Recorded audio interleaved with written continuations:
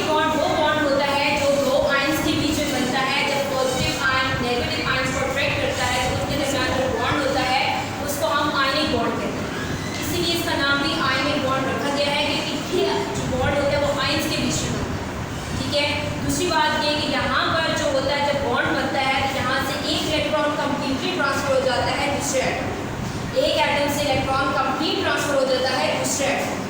अब इसकी एग्जांपल हम ले लेते हैं सोडियम क्लोराइड की। ठीक है, और सोडियम जो है वो हमारे पास ग्रुप 1 का मेंबर है तो इसके लास्ट शेल में 1 इलेक्ट्रॉन होंगे। और क्लोरीन हमारा ग्रुप 7 का मेंबर है तो इसके लास्ट शेल में 7 इलेक्ट्रॉन होंगे।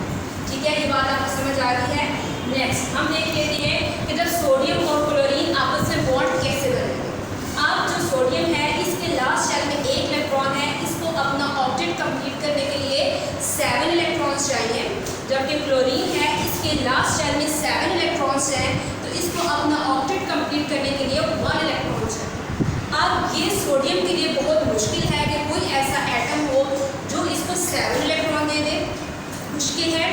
और जबकि क्लोरीन के लिए आसान है कि कोई एटम इसको 1 इलेक्ट्रॉन दे दे और वो अपना ऑक्टेट अपना शेल कंप्लीट कर दे। इसलिए क्या होता है कि सोडियम क्या करता है अपने लास्ट शेल में से 1 इलेक्ट्रॉन लूज करता है और क्लोरीन क्या करता है उस इलेक्ट्रॉन को एक्सेप्ट कर लेता है। अब जब एक एटम अपना इलेक्ट्रॉन लूज कर लेता है तो इसके ऊपर जो चार्ज आता है वो होता है पॉजिटिव। ठीक है, अब इसके लास्ट शेल में जो 1 इलेक्ट्रॉन था इसने लूज किया और इसके ऊपर आ गया पॉजिटिव चार्ज और 1 इलेक्ट्रॉन यहाँ से लूज हो गया। अब क्लोरीन है, क्लोरीन ने क्या किया इसको इसके लास्ट शेल में 7 इलेक्ट्रॉन थे तो जब सोडियम इसको 1 इलेक्ट्रॉन देगा तो इसके लास्ट शेल में 8 इलेक्ट्रॉन हो जाएंगे।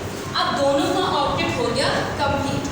अब क्या होगा, एक पॉजिटिव आयन और एक नेगेटिव आयन, कैटायन और एनायन, ये एक दूसरे के करीब आएंगे और इनके दरमियान होगी इलेक्ट्रोस्टैटिक फोर्स ऑफ अट्रैक्शन। जब ये दोनों एटम्स आयन एक दूसरे के करीब आएंगे